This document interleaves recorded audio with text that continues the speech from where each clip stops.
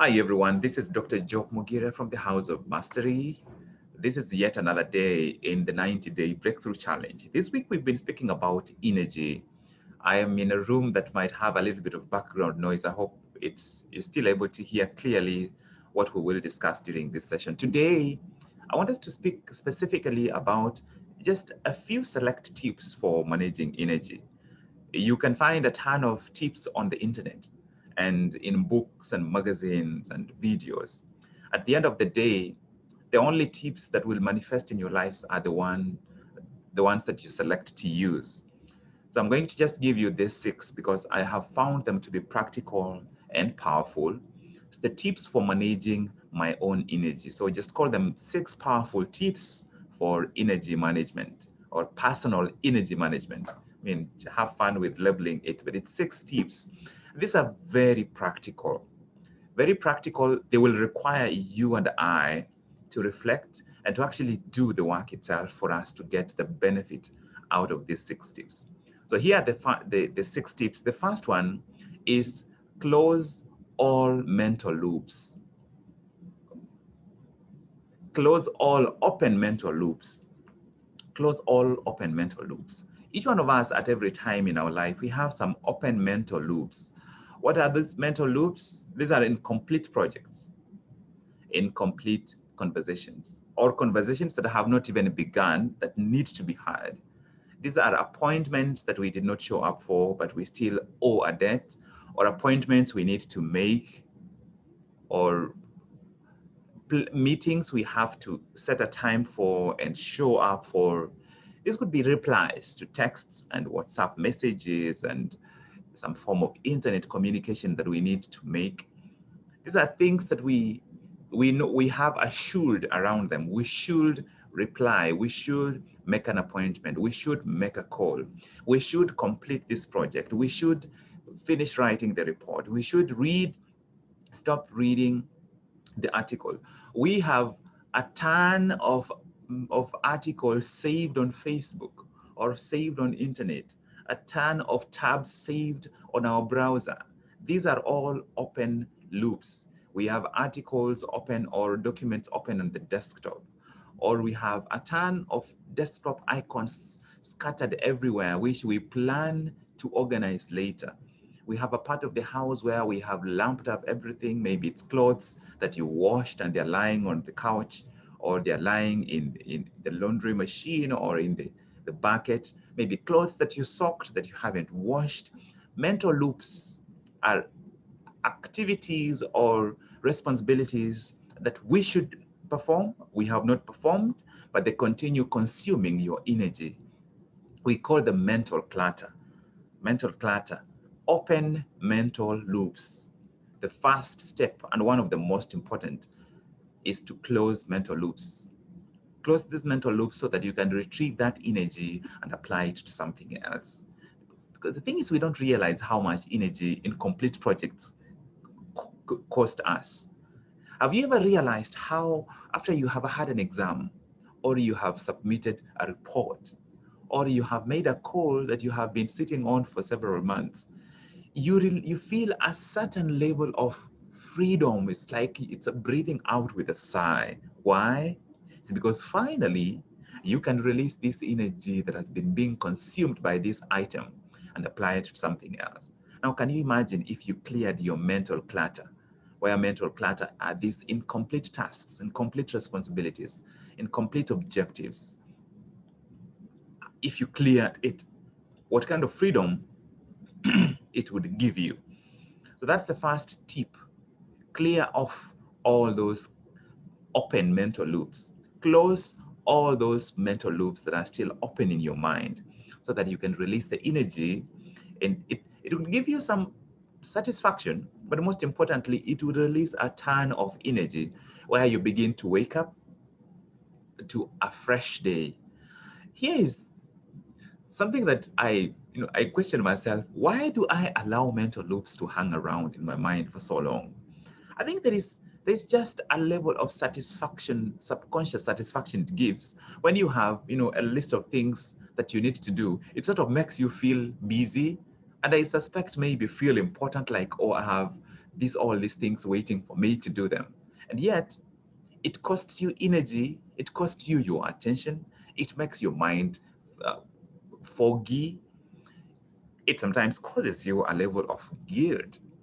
You're guilty to a tiny level, guilty for not doing what you need to do.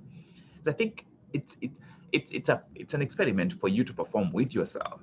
Complete all these mental loops, or as many of the loops as you can identify.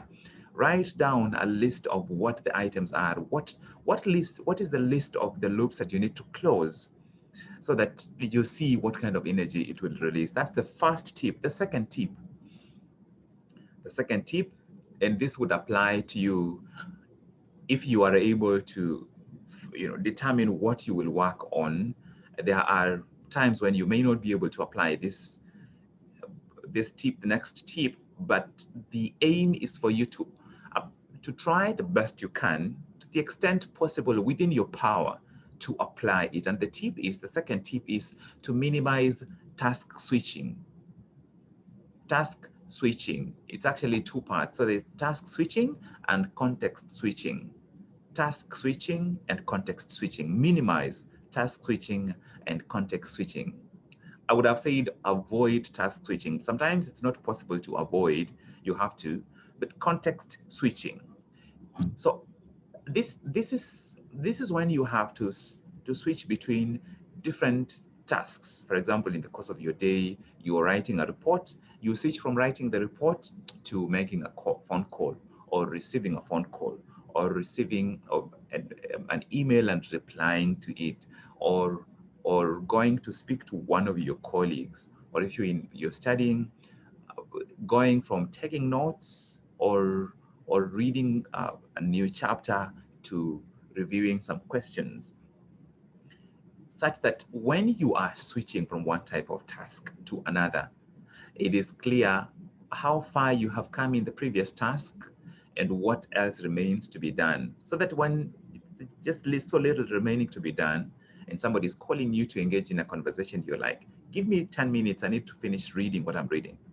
Or you reply to, it's a phone call coming in, you reply and say, I will call you back in 30 minutes. Sometimes it's not possible. You have to pick that call immediately or reply to that email immediately. But as long as you are aware that what you are doing in that context is task switching, when you have fully gained total attention into something that you are reading and you switch the task to something else, it takes you between 15 to 25 minutes for you to get fully back, for you to regain the depth of attention you had. If you are fully concentrating and you break that attention, it costs you between 15 to 25 minutes. So that means in the course of 3 hours, if you have 5 interruptions, that is 5 times averagely 20 minutes.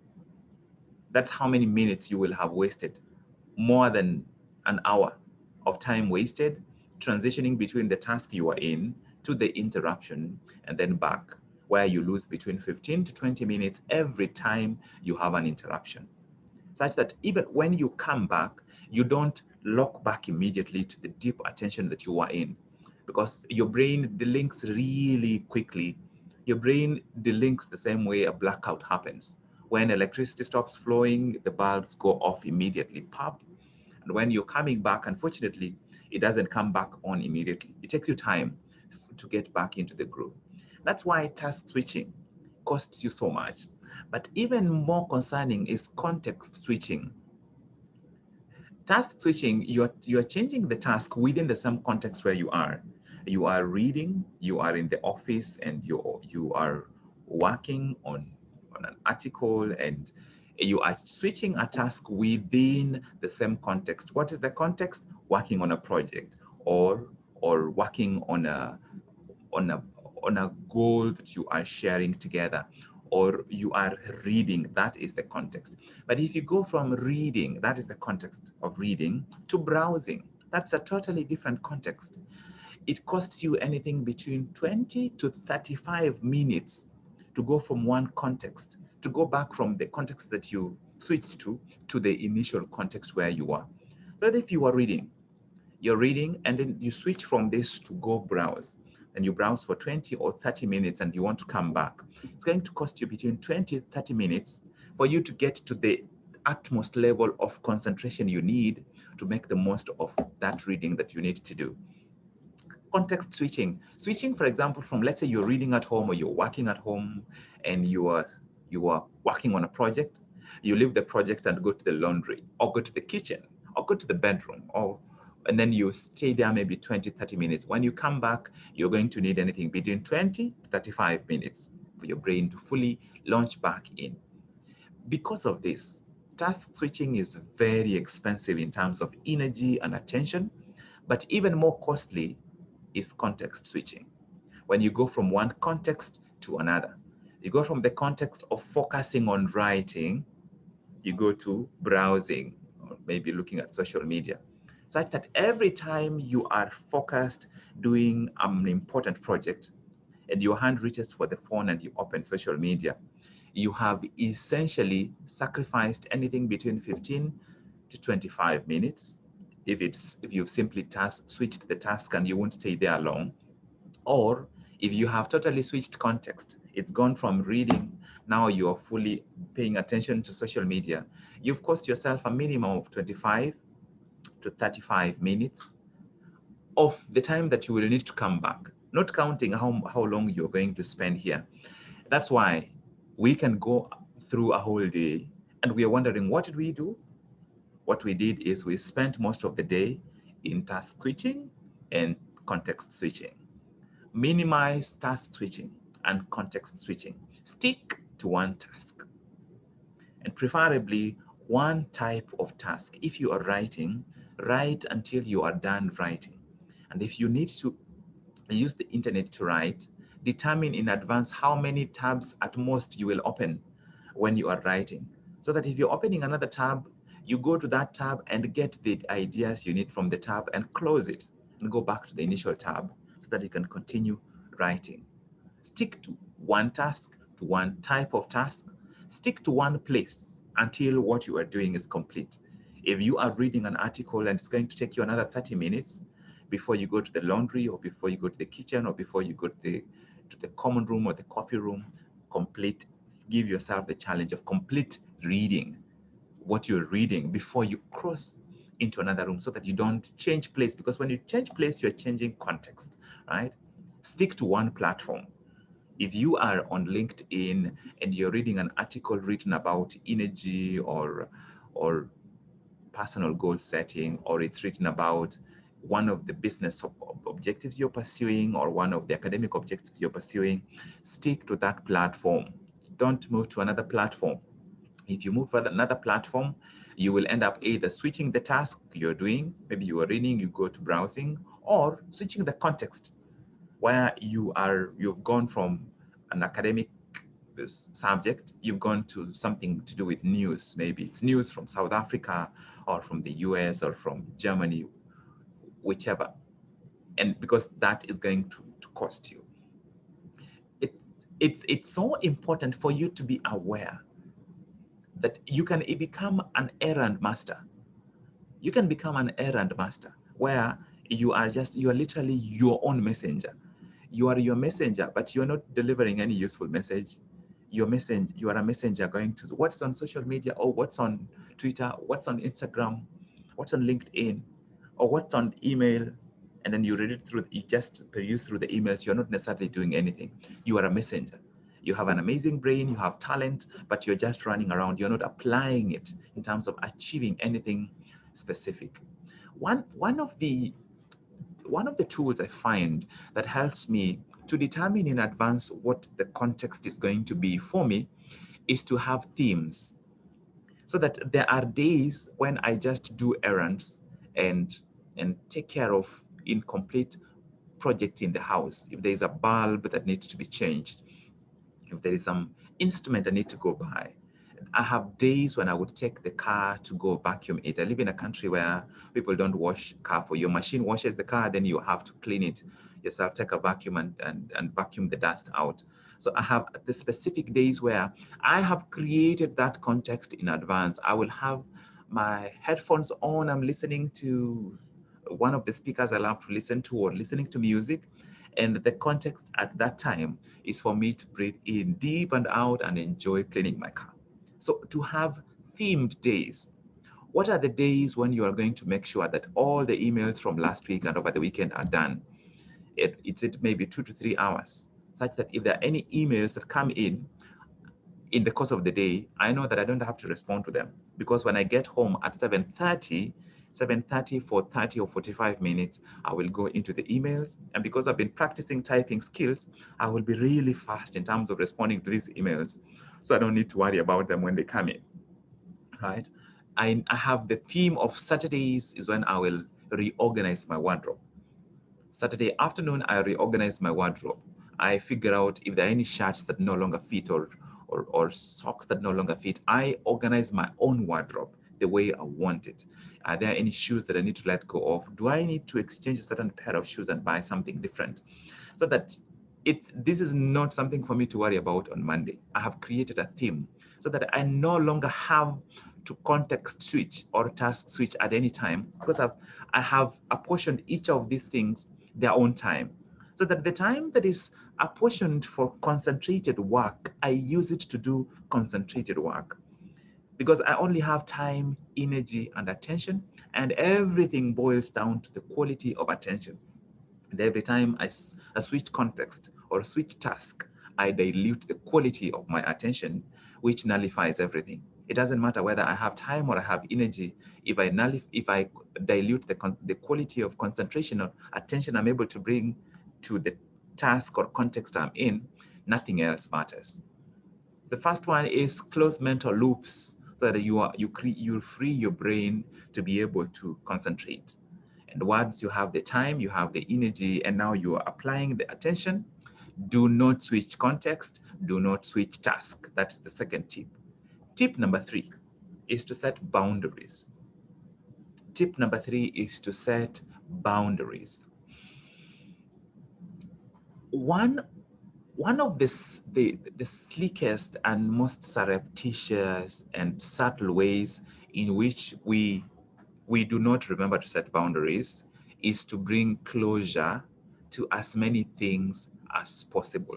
Now, the way I think about this tip of setting boundaries, it relates in a way to tip number 1, closing mental loops. And it relates to tip number 1 in terms of finding closure by yourself, for yourself. We know about finding closure in relationships, especially romantic relationships or emotionally engaged relationships, but this applies to other areas too. Find closure to your failure. If you had a failure in 2015, 2016, 2017, please find closure. Find closure by accepting, by reflecting through that failure, so that you can set a boundary and say, that failure, this is the boundary that has been set. That failure no longer plays into this environment. I have reflected about the failure. I have decided what lessons I learned from that failure, and I have given myself closure from that failure. Set boundaries with the people around you in terms of your attention. What elements of your attention are you voluntarily planning to give to them? And what elements of your attention is beyond reach for them, because you want to apply this to grow, to learn, to become more valuable in their life. When it comes to, for example, interests, the things that interest you, what boundaries are you setting in terms of what things you will allow yourself to entertain, and what things you won't allow yourself to entertain? Because I have seen, here is an example. One example I have, and I was thinking through this sometime in July, and wondering, why has this thing remained on my mind for so long? And the specific thing is rebranding the House of Mastery. I thought about it sometime early last year and decided, no, I'm not going to rebrand. I'm going to wait. I'm going to work on just generating content and learning how to deliver content, how to present content in compelling ways. And once I feel that I have really, really, really refined the art, then at that time, I will rebrand and now set out and focus on just teaching and coaching on only one subject. But that question keeps arising. Every time I see an amazing brand colors with amazing videos and branding, all this branding paraphernalia, I find myself thinking, maybe I should rebrand. Maybe I should just go ahead and implement the new identity that I would like the House of Mastery to have, such that it has remained in my mind constantly, as lately as yesterday. I was speaking with one of the guys that has helped me before to do graphics. I find myself speaking to him about what the brand trends, and I'm looking at going into 100% video driven content production, so that I'm like, why am I speaking about a subject that I had given myself closure about? And that is going to happen to you all the time. You will find yourself wondering, should I move from this house or not? Should I change jobs? Should I register for that course or not? Should I buy a new phone or not? Those shoulds reflect to us how sometimes we are so poor at setting boundaries with other people, but especially with ourselves. So they set the boundary and say it's bringing closure, and therefore creating a boundary about subjects which are likely to sneak into your mind and start stealing your attention. Deciding in advance that, yes, I would like to live in a better apartment, but for the next 2 years, I will be in this apartment. And that question is closed. It's concluded and closed, and you're not coming back to it until much later. So that every time it comes up, it becomes very easy for you to resolve it, because you have already created the boundary. And all you have to do every time the subject comes up is to reassert the boundary. And the clearer the boundaries are, and the more frequently and consistently you assert those boundaries, the more energy it saves you. So that's tip number 3. Set clear boundaries and assert them. Settle what the valuable few, what are your high value activities. So identify them. Then set a boundary around your low value activities, so that every time you feel the urge to engage in a low value activity, you remind yourself that you set a boundary, that during the day, during these valuable hours, these are the activities you will engage in. And if there's room, there's margin at the end of the day, you can engage in these other activities.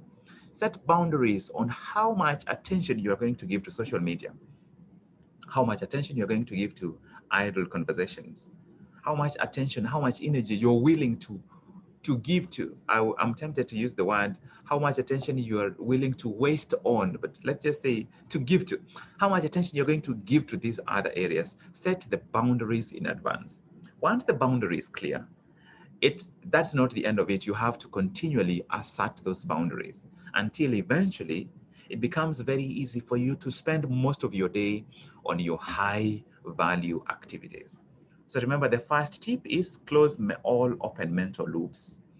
The second is to minimize task switching and task and context switching.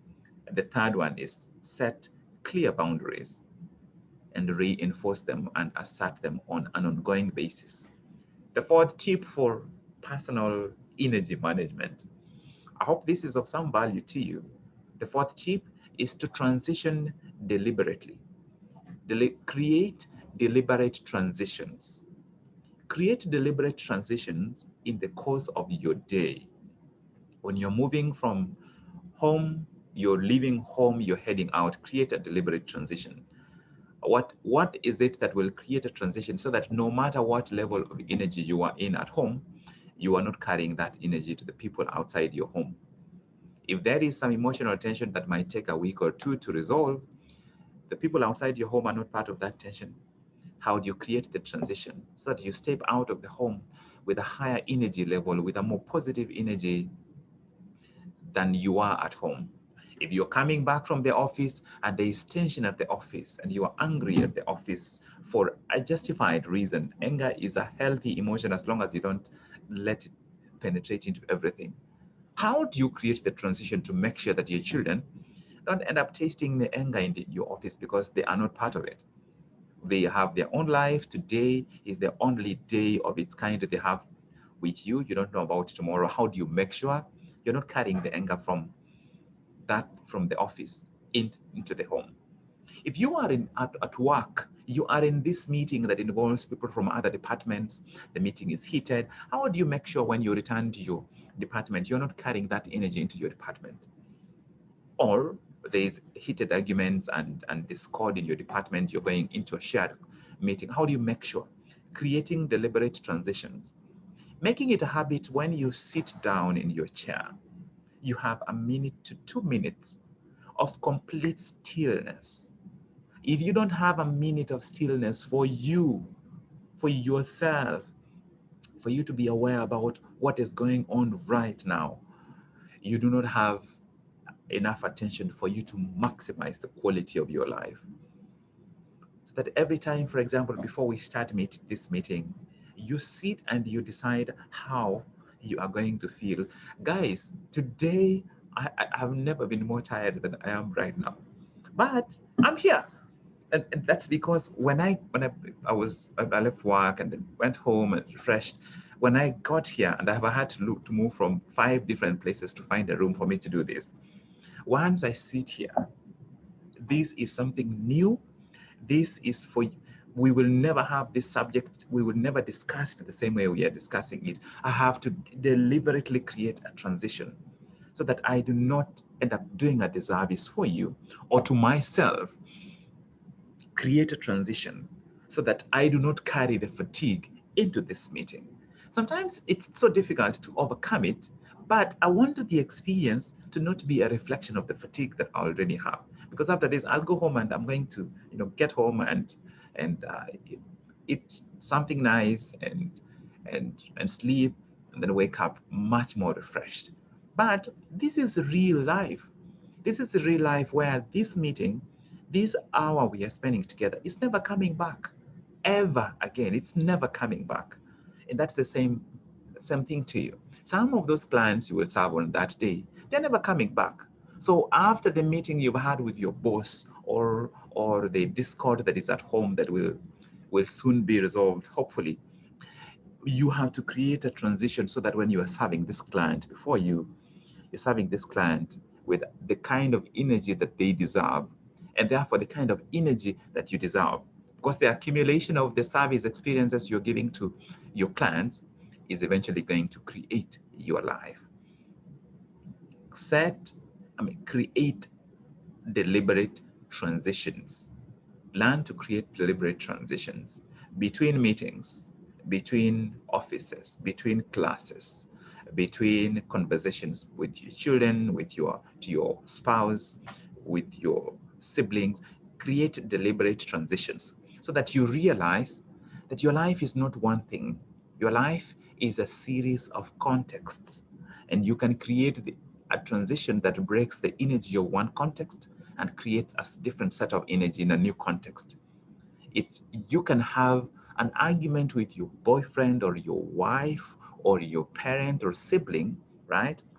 And break that transition and create a transition so that when you're having dinner with them, you're not reluctant to pass the salt to them, because you value your life so much and your emotional experience so much that you know that one context does not define the relationship.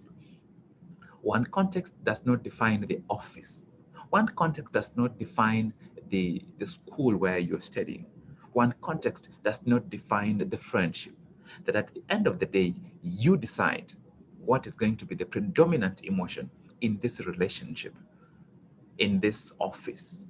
It is within your power to choose and to decide which it is going to be.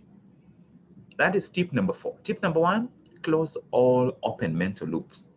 Search your life and write down a list of open loops, open incomplete items, and close them. Tip number 2, minimize task switching and context switching. Tip number 3, set clear boundaries. Tip number 4 is create clear transitions, deliberate transitions in the course of your day. You can have 20 or 30 different transitions. That means you can have 20 or 30 minutes of total stillness, and it will totally begin to give you greater control of your body, greater control of your emotional energy, where you can break any pattern. You don't carry a pattern. You can be in an office where everybody feels anxious, but at the end of the day, you're no longer carrying that anxiety because you have been breaking that anxiety over and over and over and over. Tip number five. Tip number five connects in a way to some of the tips that I have already shared with you, but I think it's important to think of it as a specific, separate tip on its own. And tip number five is end perpetual thinking by making clear decisions. End perpetual or endless thinking about whatever is happening in your life by making clear decisions. End perpetual thinking. You and this one specifically refers to your daily routine. There are things that you should never be thinking about in the morning. You shouldn't be thinking about what shirt to wear. Here is what I usually do. Every time I find myself thinking about, like, being unsure about what shirt to wear, I literally flip a coin. I'm like, okay, navy, light blue heads, white tails, and I flip the coin and I remove that shirt and put it on the bed, and that is the shirt I am going to wear. Because at it, this we our brain has a tendency to make small decisions feel like a make or break kind of decisions.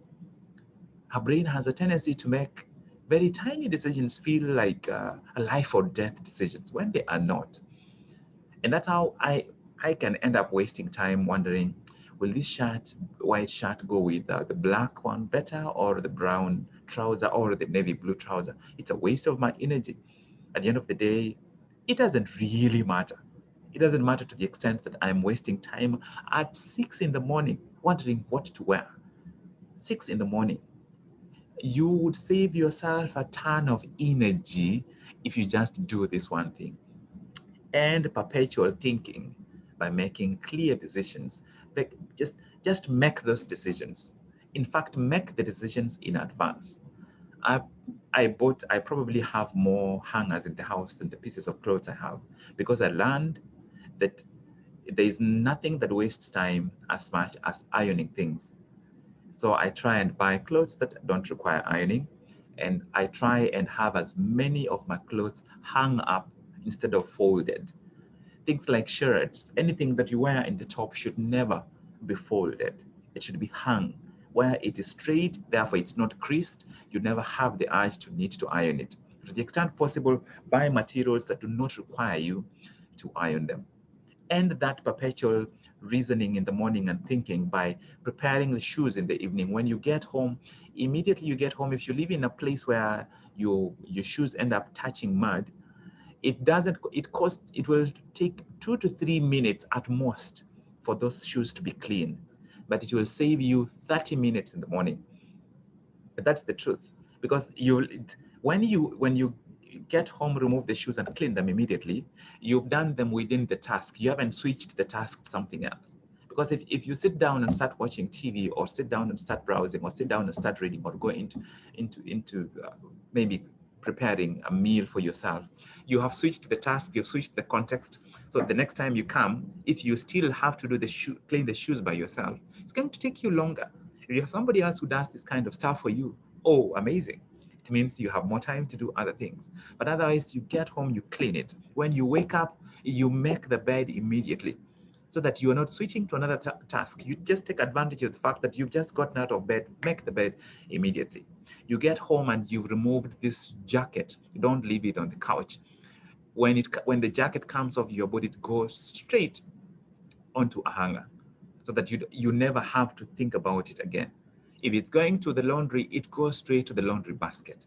If it's a pair of socks, they come off your shoes and they go straight to the laundry basket or to the laundry machine, whichever, so that it does not create an extra opportunity for you to make decisions. It allows you to end the perpetual thinking, perpetual decision making that is useless, literally useless.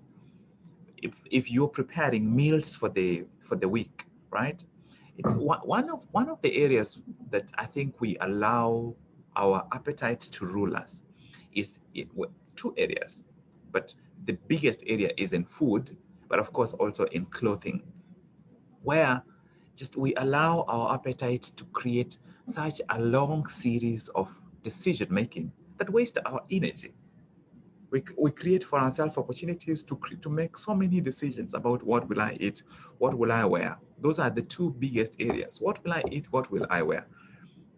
And those are areas to end the series. If okay, there is chicken and beef and fish, I'm going to eat one of them, all of them by the end of the week.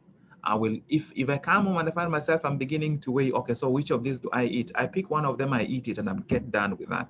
I'm not going to die. And by doing that, I have realized that my brain has become a lot more efficient in terms of making those decisions, so that I respect my appetites. And therefore, if I feel like I'm not sure what I will eat, I will reach for one of them. I know for sure that I'm going to reach for one of them and I will eat it and I'll get going with the rest of the day. And the perpetual thinking by making clear decisions. Some of the ways, a simple way is just flip a coin. When you have two options and you're not sure which one to take, flip a coin. The second way is to set clear deadlines. By when must you have a clear decision? I must have a clear decision. Am I traveling up country, or am I going to visit my friend in Uganda, or am I taking a trip to Sudan? I must have a decision by Tuesday next week. Set a clear deadlines for your decisions. The third way is create a routine. Create a routine around the things that you don't need to make decisions for. So three ways, literally I flip coins on small tasks that become quandary for me. Just flip a coin and go with what works. Or which brown shoes, black shoes. All right. Black shoes are heads, brown shoes are tails. Flip a coin and pick one of those and I'm out of the house. Or set deadlines. If there's an important decision to be made, don't allow yourself to be perpetually thinking about it. Have a clear deadline. By which day will you have made a decision about this, so that you don't carry it with you. And then the most powerful way is to create a routine. Create a routine. When you get home, what happens to the clothes you're wearing, and the shoes and the socks and your bag? Your bag, if there's a chance this bag won't be used tomorrow, this bag gets emptied immediately. You don't place it down, you empty it. Part of arriving home is taking those shoes and cleaning them and emptying the bag, and taking the jacket to the hanger and throwing the clothes you're wearing into the laundry basket, so that you don't create any extra tasks. Arriving home, sorting out everything I'm wearing is part of arriving home, so that when these things are thrown wherever they are and I've already changed to my evening wear, that is part of arriving. Now I have arrived. I have arrived without creating more work for myself later, without creating clutter in the house, without creating disorganization in the house, so that if I had made my bed in the morning, I do not end up having thrown some new clothes on the bed just from the time I arrived. Creating that kind of routine. When I arrive home, this is what I do. When I eat, and maybe I'm with 3 or 4 other people, I eat. Part of serving and eating the meal is cleaning the utensils. I will clean the table and I will clean the utensils, or whoever needs to do that, it is done at that time, so that it doesn't create a pile of dishes, because those dishes are going to be cleaned at some other time. Now it will be a new context, which will waste time, where you have to come and you're like, oh my goodness, I have to clean these dishes, right? Flip a coin on small decisions, have deadlines, or create a routine. When you wake up in the morning, you make the bed. If you're removing the bed sheets, you remove the bed sheets and throw them into the laundry basket, or into the laundry machine. What is the routine, so that you do not create extra tasks from what for later, from what is currently happening right now. The final tip for personal energy management, of the 6 tips that I'm giving you, is implement radical social media detox. Implement a radical social media detox. Implement a radical social media detox. I don't even have any other way to say it. Cut out. There are people you need to cut out. If you have, let's say you have 1,000 or 1,500 or 3,000 friends, there are friends in there who don't belong there. Cut them out. Or if you're not cutting them out, mute them. unfollow them. This person is just sharing kind of content that is adding no value to you. This person is only sharing stuff to do with politics. And it's not like they're doing anything to help the community. All they're doing is just complaining. Cut them out. Minimize the number of platforms that you are on. You find you are on Twitter, you're on Instagram, you're on Facebook, you're on LinkedIn, you are on TikTok. Are you a social media marketer? We have this fear of missing out that is so intrusive that it keeps us investing 3 to 4 hours of your life every day. If you started studying Spanish today, or French, or Germany, or Chinese, or Arabic today, and you studied it for 3 to 4 hours every day, in 6 months, you'll be fluent in the language. Except now you and I, I'm not pointing fingers, I'm just saying both of us, all of us, you and I are becoming proficient with social media, yet we are not earning any money from it. Yet we are not learning anything from it. The only thing we are earning from this habit of being so hooked onto social media is to learn how to be distracted continually, where we have so gotten used to reading 2 to 3 sentences. We don't even read the 2 to 3 sentences. We are flipping through, we are scrolling for the photos. We are diluting our ability to focus our attention. We are doing everything we can to cancel and minimize and undo our ability to develop long-term memory. Memory is the first thing that goes, especially working memory. It goes really quickly because of the rewiring that is happening in our brains as we use social media. And then, of course, our ability to focus, our ability to draw our attention, because social media is structured to distract you, where when you scroll once, there are 6 or 7 people, and each of these 6, 7 people are speaking about different things, showing you photos of different things, where you are sitting alone in your room, but there are 500 people's ideas and thoughts and opinions and gossip and photos and food and cats and wherever they are right there with you, where people are sharing, sometimes sharing amazing content, but it's copied. Nobody's sharing their original ideas, where 3 or 4 paragraphs is labeled as long post alert. That's because you are not expected to have enough attention or focus to read 3 paragraphs from the beginning to the end. So people will end up clicking like or just skip through. Long post alerts rarely, unless they are sharing something controversial, rarely attract attention on social media, right? And it's costing me and it's costing you. Implement a radical social media detox. I just came back onto WhatsApp yesterday, and primarily it's because of the current 90-day challenge. It's the only reason I came back. And I came back because yesterday I was unable to come because of work.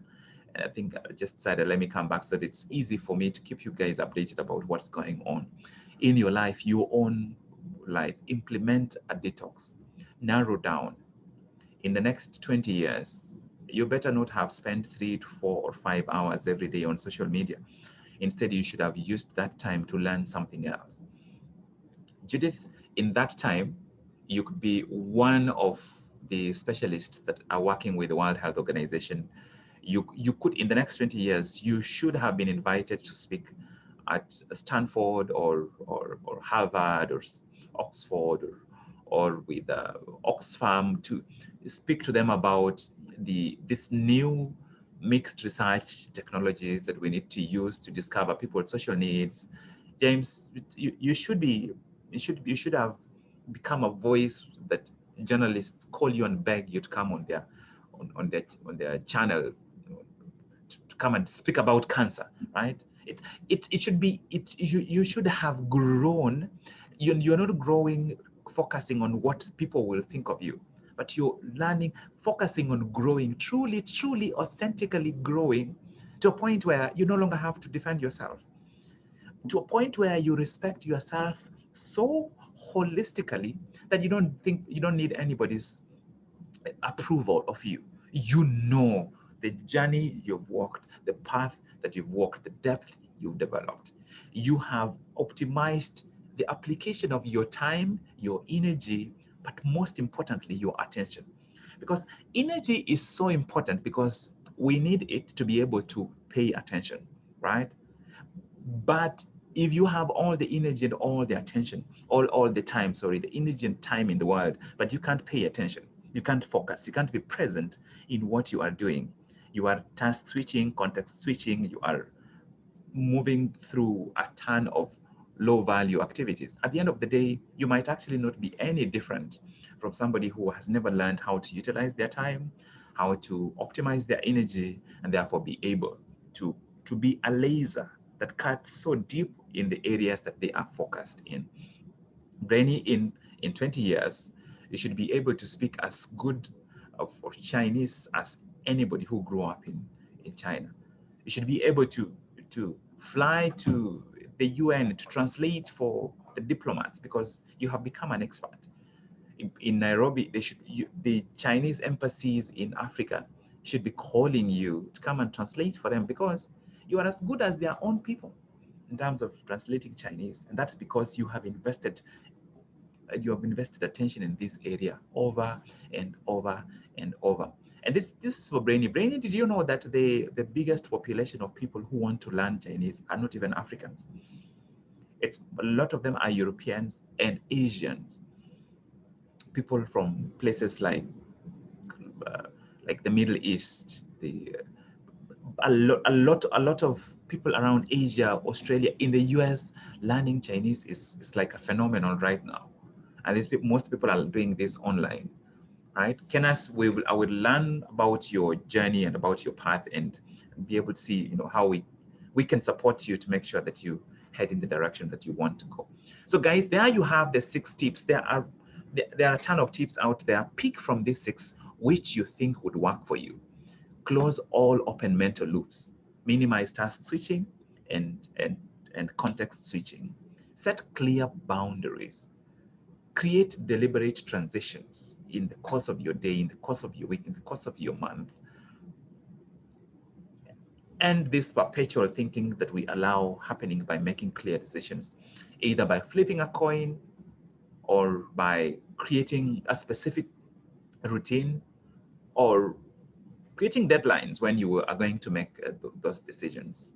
And social media, make for yourself, decide to do a detox, a radical detox from social media. Those are the 6 tips I thought to share with you, so that you can implement them as part of everything else that we've covered in the course of this week. And tomorrow we will meet at the regular time, and we will wrap up everything. Then from there now start preparing for 28th November, because 28th November is like a mini breakthrough day. We will perform an initial breakthrough on 28th November, and then plan how to have the ultimate breakthrough as a result of everything we've learned together in the course of the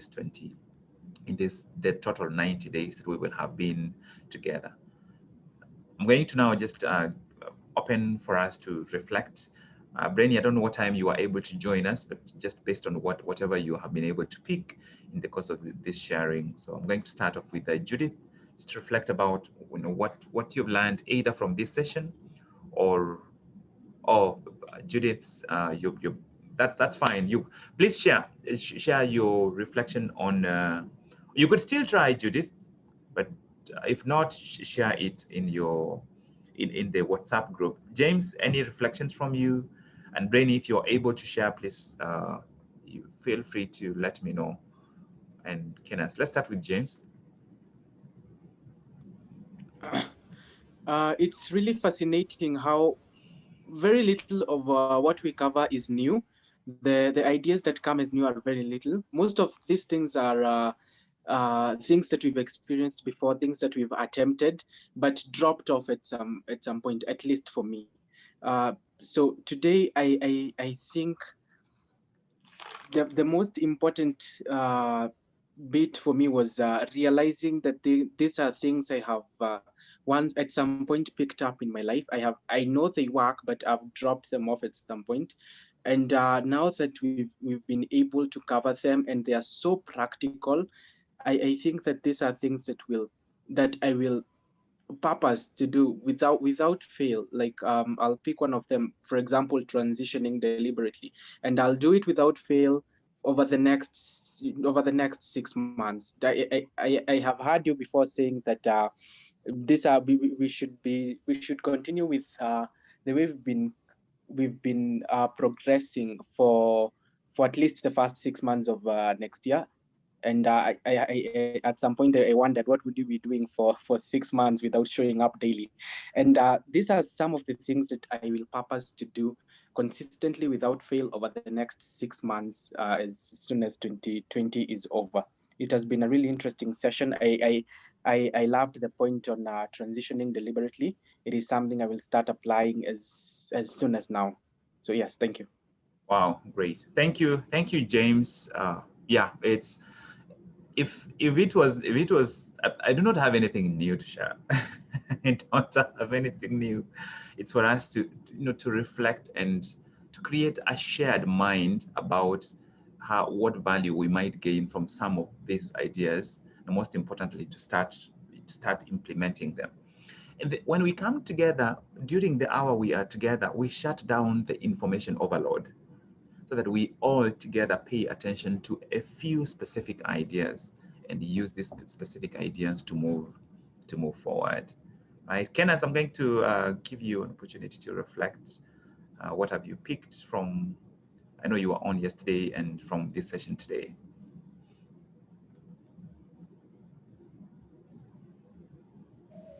Thank you very much for this opportunity. First of all, I have to say that it was a really, really interesting session, and I've really learned a lot through this session. And I'm really impressed by how the thing that I normally see as simple matters a lot when it's come on our energies work. And also, especially when you mentioned and you talked about closing the mental loops, I've realized how that has been holding me back. And when you were taking us through that, I did manage to get a clear picture of some of the things that really normally drain my energy, because I realized there are so many of unfinished mental loops. And when it comes to radical, especially implementing radical social media change, they also caught my attention because I think I've not been using my time wisely there. And from now onwards, I'm going to see how to come up with a better plan and manage everything. Thank you. Wow. Thank you so much, Kenneth. It's a pleasure to have you back on the course, on the challenge with us. It's a delight.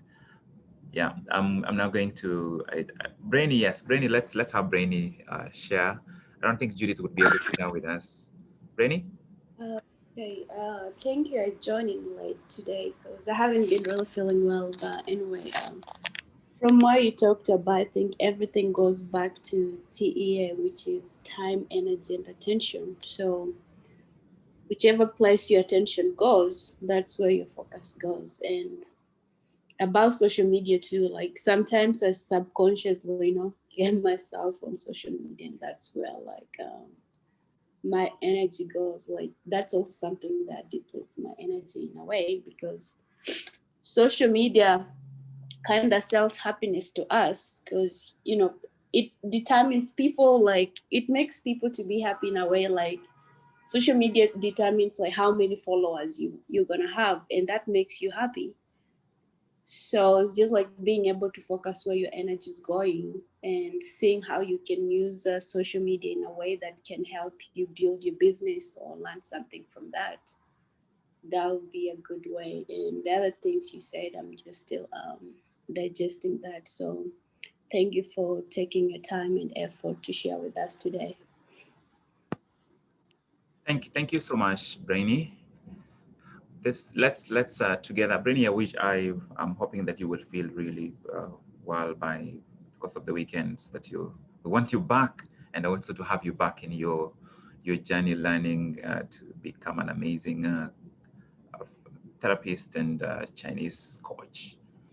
Thank you everyone for joining us for this. Thank you for joining us for this session today, and look forward to see you tomorrow. tomorrow we wrap up all the discussions about energy. The next week we just prepare for what's coming. That would be it from me today, and I will load this recording today to the House of Mastery YouTube channel. Please anticipate it within the next 30 minutes, and you can share it with, invite other people to you think may benefit to watch. That's it for today. My name is Dr. Job Mogire from the House of Mastery. I wish you an amazing rest of your weekend. Goodbye.